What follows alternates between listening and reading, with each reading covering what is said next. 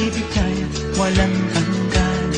Marunong siyang magpatawad kahit na kanino man.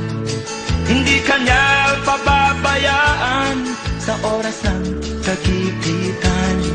Kung siya'y iyong tatawagan, naroon siya kahit saan.